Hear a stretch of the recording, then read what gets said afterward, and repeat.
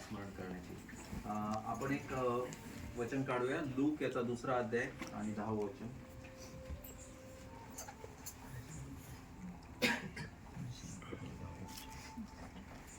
कोणीतरी कृपा करून वाचा. तेव्हा देवदूत त्यांना म्हणाला, भिऊ नका, कारण पहा, मोठा आनंद सर्व लोकांस होणार आहे, त्याची सुवार्ता मी तुम्हाला सांगते. कोणाला म्हणाला देवदूत, काही माहिती? याच्या 2 वचन आधी काय म्हटले? त्याच प्रांतात मेंढपाळ रानात राहून रात्री आपले कळप राखीत होते, तेव्हा प्रभूचा दूत त्यांच्याजवळ उभा राहिला. प्रभूचे तेज त्यांच्या भोवती प्रकाशले आणि ते भयभीत झाले. मेंढपाळांना देवदूत बोलत आहे हे आपल्याला इथं बघायला मिळतं. आणि त्या थंडीच्या त्या बेथलेम या ठिकाणी जी अलौकिक अशी जी घोषणा करण्यात आली, ती त्या मुक्तीच्या इतिहासामधील अतिशय सर्वोच्च घटना आपण म्हणू शकतो की एक सुंदर अशी बातमी, एक चांगली बातमी त्यांना तिथं सांगण्यात आली. आणि काय आहे, आणि त्यावेळेस मेंढपाळांनाच त्यांनी का ती सांगितली? जर त्यावेळेस आपण जर बघितलं तर यहुदी लोक जे आहेत त्या मेंढपाळांना त्यांनी पूर्णपणे वाळीत टाकलेलं होतं. का तर ते मेंढपाळ जे होते आठवड्याचे 7 दिवस ते मेंढरं चारायला त्यांच्या कामावर जायचे, मेंढरं राखायचे. आणि ते शब्बात दिवस किंवा त्यांचे जे रूढी परंपरा, त्यांचे धर्मविधी ते पाळू शकत नसत. आणि म्हणून त्यांनी पूर्णपणे बायकॉट केल्यासारखं किंवा वाळीत टाकल्यासारखं त्यांना केलेलं होतं. त्यांना एकदम खालच्या दर्जाची वागणूक ते देत असत त्यावेळेस. आणि म्हणून मेंढपाळ जो उल्लेख आहे म्हणजे ते तशा दर्जाचे ते लोक होते. आणि अशा ठिकाणी देवदूत त्यांना ती सुवार्ता सांगायला गेलेला आपण बघतो. आणि पहिली गोष्ट जी आहे, असं म्हटले की ते घाबरले. दिव्यदूत ज्यावेळेस ते आले त्यावेळेस ते घाबरले. आणि आपण हे पण बघू शकतो इथं की दिव्यदूतांचा ते का घाबरले, कारण त्यांच्या भोवती तो प्रकाश होता आणि देवाचं जे गौरवी तेज होतं ते त्यांच्या भोवती म्हणजे त्याचा तो इफेक्ट होता किंवा त्याचा तो प्रभाव होता. आणि मेंढपाळ घाबरलेले आपण इथं बघतो. जर पुढे गेलं तर आपल्याला हे बघायला मिळतं की भिवू नका म्हटलंय देवदूतांना. देवदूत मेंढपाळांना म्हणतो की भिवू नका.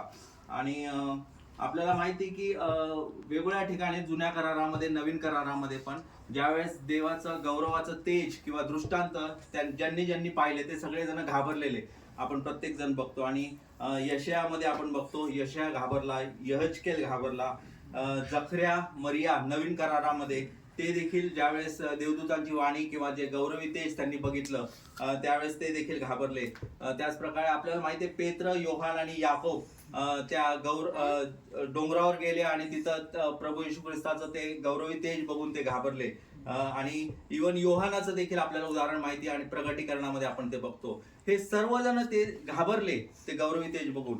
आणि म्हणून जर ते एवढे लोक प्रेषित होते, देवाचे विश्वासू लोक होते, ते घाबरले, तर हे जे मेंढपाळ होते ते तर सर्वसाधारण लोक होते आणि ते न शिकलेले असे ते मेंढपाळ होते आणि ते घाबरणं साहजिक होतं. आणि त्यावेळेस देवदूत काय म्हणतात त्यांना की तुम्ही भिवू नका.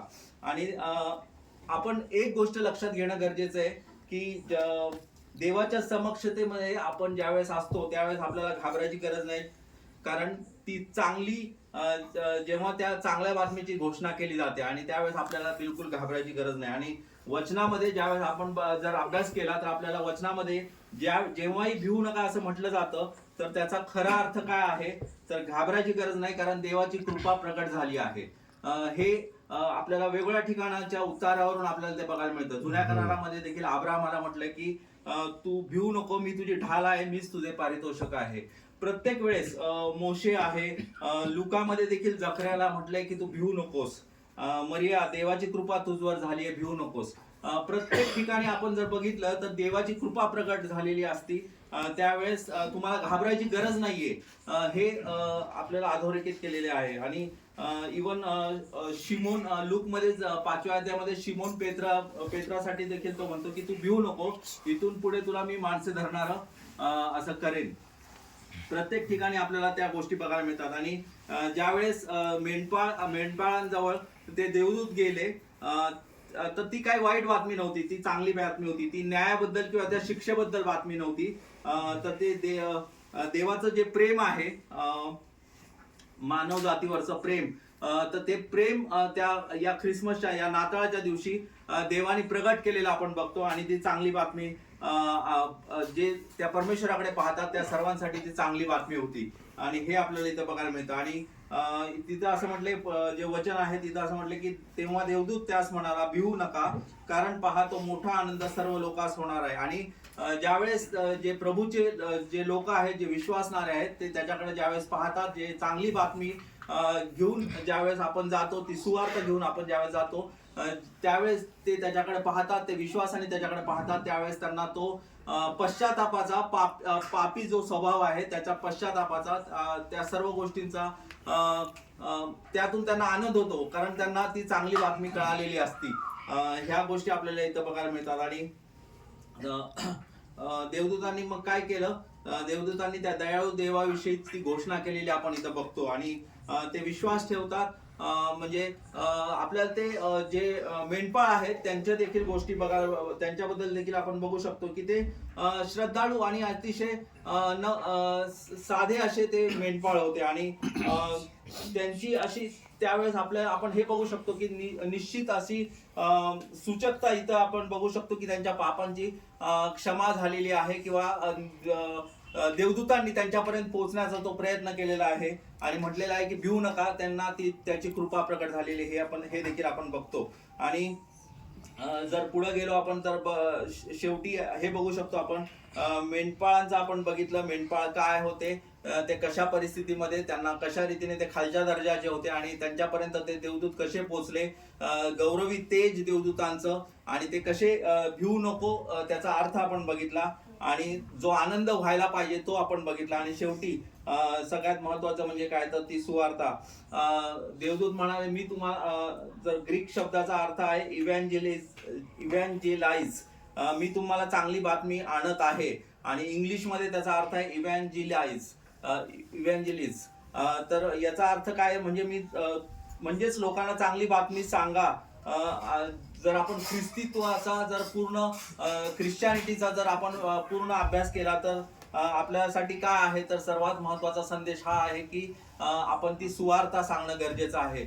आणि ही ती सुवार्ता आहे, ही ती चांगली बातमी आहे. प्रभू येशू ख्रिस्त जो आपला तारणारा, तो आपल्यासाठी या जगामध्ये आला, ती चांगली बातमी आहे. आणि काय ती चांगली बातमी होती, त्या तारणाऱ्याने काय सांगितलं होतं, देवदूत काय सांगायला आले होते त्या तारणाऱ्याबद्दल, की तो त्या लोकांना, जे त्याच्यावर विश्वास ठेवणारे आहेत, त्या लोकांना मरणाच्या, पापाच्या, त्या नरकाच्या शापापासून सोडवेल. आणि त्यांना जे स्वर्गीय सार्वकालिक जे गौरव आहे त्याचा आशीर्वाद तो त्यांना देईल, हे आपण याच्यातून बघू शकतो. आणि या वचनातून आपल्याला ही सुवार्ता, ही चांगली बातमी बघायला मिळते. आणि आपल्या प्रत्येकाला माहिती की सर्वात पहिली सुवार्ता जी आपण बघितली ती कोणी सांगितली होती, स्वतः देवाने सांगितलेली होती, उत्पत्ती 3:15 मध्ये. आणि तीच सुवार्ता सांगायचं काम परमेश्वराने जे आपण विश्वास ठेवणारे आहोत त्या प्रत्येकाला दिलेलं आहे. म्हणून जी सुवार्ता आपल्याला त्या ख्रिस्ताच्या द्वारे, त्या तारणाऱ्याच्या द्वारे मिळालेली आहे, त्या विश्वासामध्ये, त्या विश्वासाच्या जी सुवार्तेचा जो विश्वास आहे त्याच्या ऐक्यामध्ये, त्याच्यामध्ये दृढ आणि स्थिर राहणं आपल्या प्रत्येकाचं कर्तव्य आहे. आणि ते राहणं खूप गरजेचं. आणि फक्त ती सुवार्ता काय आहे, तर फक्त मी 11 वचन फक्त वाचतो, ती ही की तुम्हासाठी आज दाविदाच्या गावात तारणारा जन्मला आहे, तो ख्रिस्त प्रभू आहे. आणि तो आमचा येशू ख्रिस्त, तो ख्रिस्त प्रभू आहे. ख्रिस्ती विश्वासामधील सर्वात मूलभूत आणि आवश्यक अशी जर काही कबुली असेल तर ती आहे की ख्रिस्त प्रभू आहे, येशू प्रभू आहे, तो आमचा देव आहे, हे जाणून घेणं गरजेचं आहे. तो फक्त आमचा तारणारा नाही, तर तो आमचा देव देखील आहे, तो आमचा प्रभू आहे. त्या दोन्ही गोष्टी वेगळ्या आपण करू शकत नाहीत. आणि तो आपला ख्रिस्त आहे, तो अनॉइंटेड आहे, तो आपला मुख्य महान असा याजक आहे, तो ख्रिस्त आहे, तो आपला महान असा संदेष्टा आहे, तो ख्रिस्त आहे, तो आपला महान असा राजा आहे, ज्याला अभिषिक्त तो असा तो त्याला करण्यात आलेला, तो असा अभिषिक्त असा तो आपला राजा आहे, आणि तो आपला प्रभू आहे. आणि ही ती सुवार्ता आहे की तो दाविदाच्या गावामध्ये तो तारणारा जन्मला आहे.